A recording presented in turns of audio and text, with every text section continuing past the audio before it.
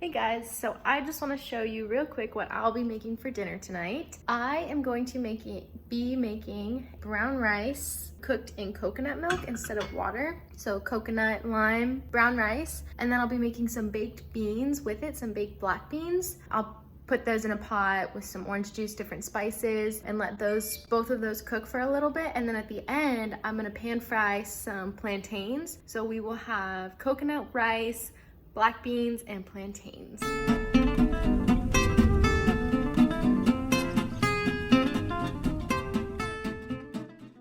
First, I'm going to heat up some oil in the pot, and I'm gonna use this to lightly stir fry the rice before I put in the liquid. One tip when cooking is you want to use oil that makes sense for your meal. Like I said, I'm making a coconut rice. It's more of a tropical dish, so I'm not gonna necessarily be using olive oil. So I'm using coconut oil. Another example of this is if you're making an Asian dish, you can either use coconut oil, or another great one is sesame oil.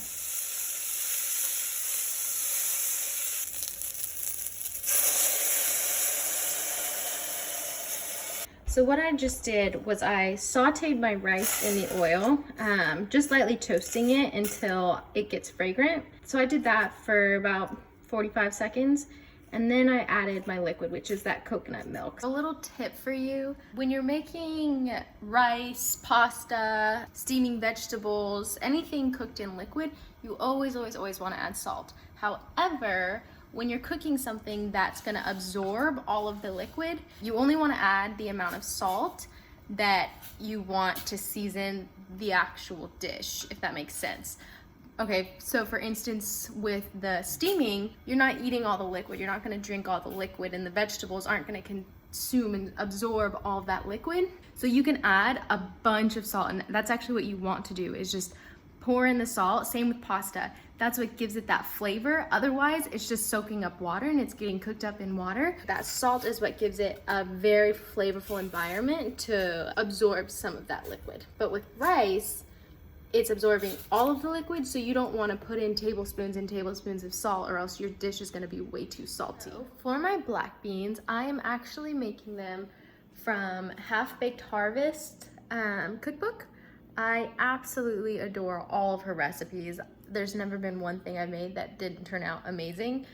So this is from her Cuban style black beans. First, what you have to do is you're gonna saute your onions. Tip for sauteing onions and garlic. A lot of recipes will have you put them both in the pan in oil, in hot oil, and saute them at the same time. That is not what you wanna do. Whenever you're cooking anything on a pan, you always wanna do it in the order that it cooks. Garlic cooks a lot faster than onions do.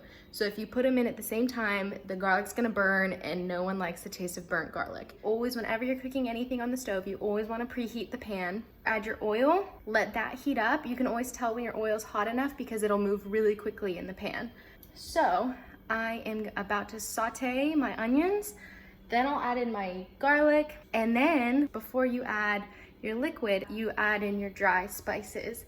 If you're using fresh spices, you can add those at the end, fresh herbs. But when you're using dried herbs and dried spices, you wanna put that in, saute that, and mix it all up in your pan before you add the liquid. That way it can all cook together and the liquid can release all of the good flavors from those dried spices.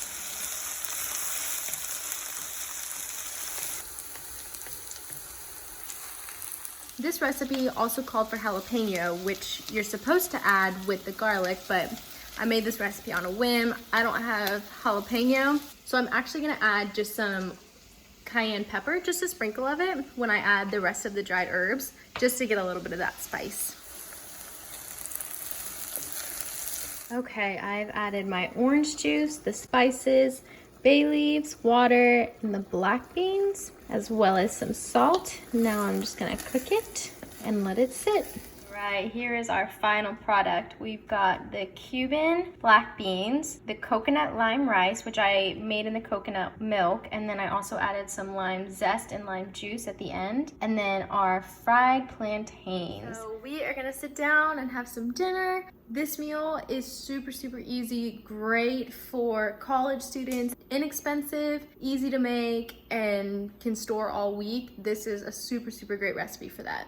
All right, I'll talk to you guys later. If you enjoyed this video, please be sure to like and subscribe. Throw any comments you might have, any questions, as well as any recipes you'd like me to try for you. And that is it. All right, thank you guys.